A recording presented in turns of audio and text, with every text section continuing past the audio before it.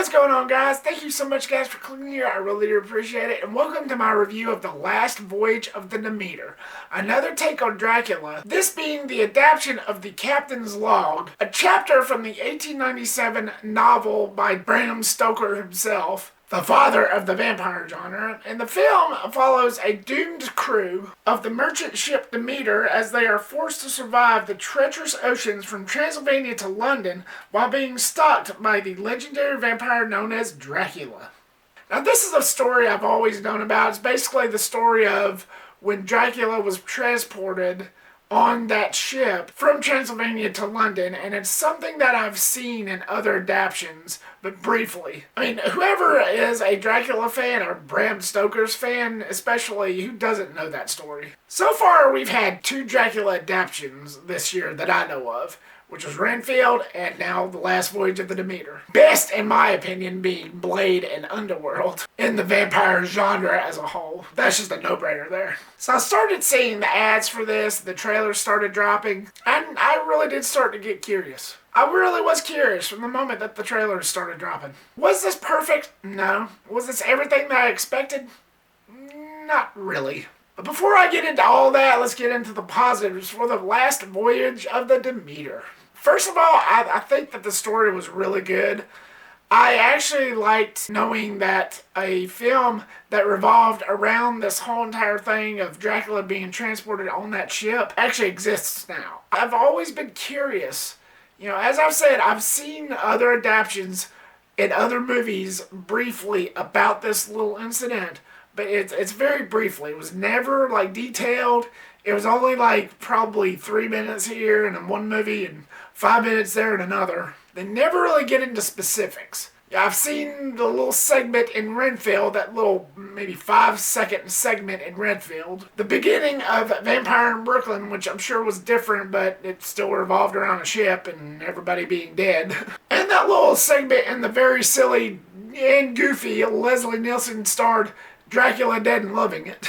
So it's cool knowing that an actual serious whole entire film that revolves around this thing actually exists. You're getting to find out in detail what happened, every little detail and every minute detail. And it was great. I did like the way that they presented the story. It's interesting knowing that something like this actually exists instead of just making a joke out of it or just visiting it for like 5 seconds. Just the whole entire thing takes place on this ship, and what the crew went through and all the bloodshed that actually happened on that ship that we never got to see fully, you actually get to see here. And that was actually pretty intriguing. And you got a great cast. Corey Hawkins being more of the standout-ish to me, who I've seen in Straight Outta Compton. Then he was in Kong Skull Island. Then he was in Six Underground. And in The Last Voyage of the Demeter, he basically plays the ship's doctor, the guy who tries to keep everybody healthy. He's the ship's doctor. He's just somebody that's trying to do his part, stand up to this evil. He's like the only one in this film that, really shows some goonies while trying to fit into society. This is at a time to where it was not really good for everybody, and he's just one of those characters that's just trying to find his way in society while at the same time dealing with this evilness. And Corey Hawkins did a really good job. I think he's a really good actor. I think he performed pretty solidly in this. He really did shine. He truly did. And you get Liam Cunningham as the main captain of the ship. I thought he did a really good job. David Dastmalchian, I hope I'm pronouncing that name right. He was in The Dark Knight as one of the Joker's thugs, and he also played in The Suicide Squad here recently as Polka Dot Man. And I thought he did a really good job in the Demeter. He was the hiree, if I'm saying that right. He's the guy that hired Corey Hawkins' character to be on board the ship, and he has sort of an asshole-ish personality, but he pulled it off pretty good. He did a really good job in the film. He's beginning to pop up a lot here lately, and as well he should be, because I think he does a really good job too. Javier Botet, who did a really good job as Dracula. Again, that's another name. I'm not sure if I'm pronouncing correctly. But I thought he did a really good job as Dracula. There is a negative segment of this, which I'll get into later, but the actor himself that played Dracula did a really good job. Even the 2 or 3, maybe 4 lines that he said throughout the whole entire movie, he doesn't talk much, But the way he carried himself as Dracula, the way he performed as Dracula, yeah, I think he did a really good job. I think he did a solid job. Had a very cynical and dark persona about him that just made him really shine. And for a really dark movie, this felt really riveting. It looked very cool with the night scenes, especially with the rainy scenes and with it being like stormy throughout half the movie, and them running into these big waves of water. They were at sea like the whole entire movie. And during the stormy scenes, you had these big waves that the ship would knock up against. It actually looked really, really intriguing. It looked really good. Just the way the interior of the ship looked, and it was perfect for the look of a horror film. It was done very well, just the way it was shot and the way it was presented. It had that very claustrophobic feel, which the director of this does pretty well. And speaking of the director, who also did Scary Stories to Tell in the Dark, which is the only other movie I've seen, and I've heard of The Autopsy of Jane Doe. I've never seen it, but I heard even in that one, it was like a very claustrophobic feel. It just takes place in one area, which in that case was a morgue. And in this case, in The Last Voyage of the Demeter, is a ship. And he does a really good job in just making you feel that claustrophobic tightness, space of feel that he puts in this movie. Like I said, I've never seen The Autopsy of Jane Doe, but I heard it was the same in that as well as it was in this film, in The Last Voyage of the Demeter. Scary Stories to Tell in the Dark, he did a really good job on that too. Didn't feel quite as claustrophobic, which that means he's expanding, he's stretching his legs. But for The Last Voyage of the Demeter, I thought he did a really good job nonetheless. Moving on to my negatives, the main one for me was Dracula himself. Now, I meant what I said before about the actor who played Dracula. He did a good job. It was a great performance from the actor himself.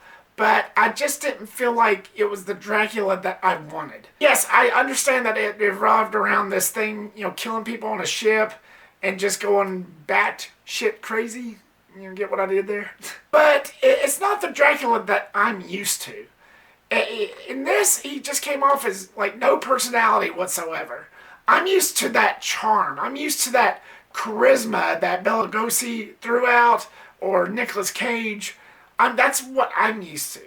And to me, The Last Voyage of the Demeter, they just made Dracula come off more as like a xenomorph from Aliens than anything else. At least with the xenomorphs, it knew what it was. That's just basically a soulless creature. But with Dracula, which is also a soulless creature, I do admit, but with The Last Voyage of the Demeter, they didn't really throw out that, any hint of him being able to be this kind of entity that was able to trick you, that was able to lure you into a false sense of security. They just made him out in this film to be just a straight up monster.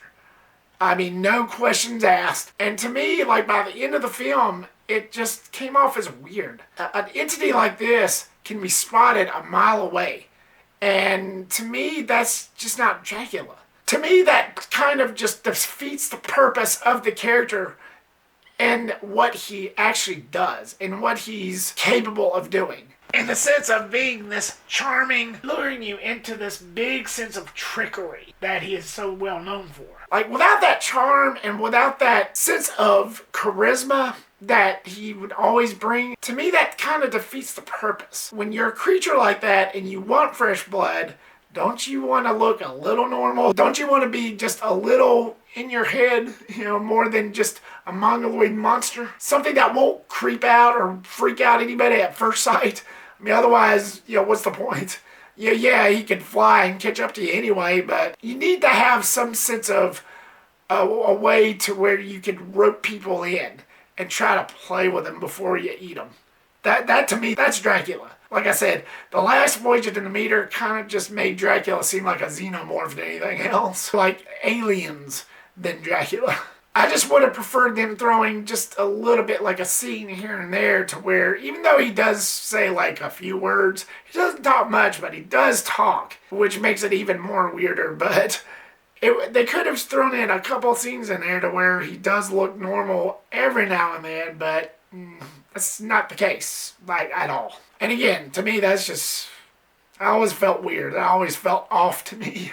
They could have just thrown in something more there instead of making it more alienish. And I've said this many, many times before, but CGI and horror, it never mixes. It never mixes well. There is some bloody scenes in this to where you instantly, like in an instant, know that it's CGI blood. And I've never understood that.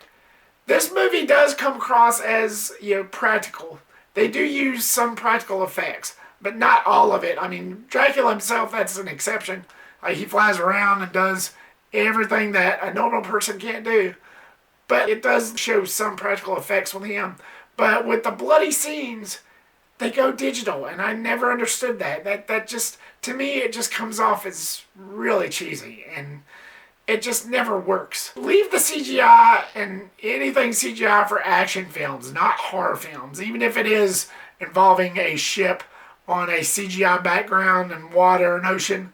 Just leave the blood out of it at least. It's just to me that there's a few CGI moments that could have been avoided. Just at times they just had to drop that bloody ball. And last but not least, the pacing, it felt off.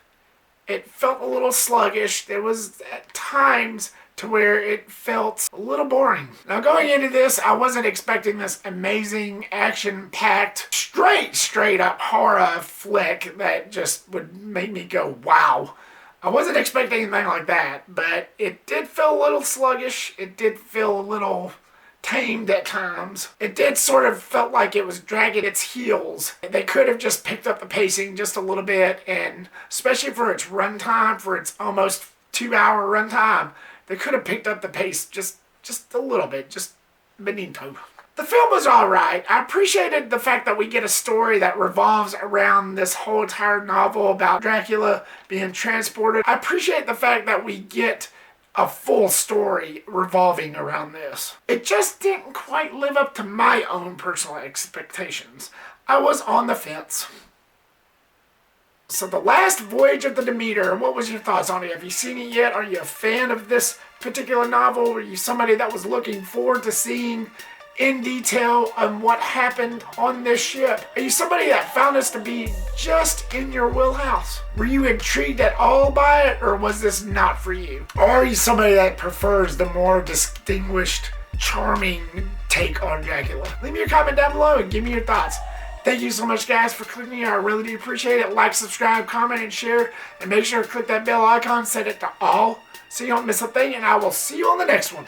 Peace.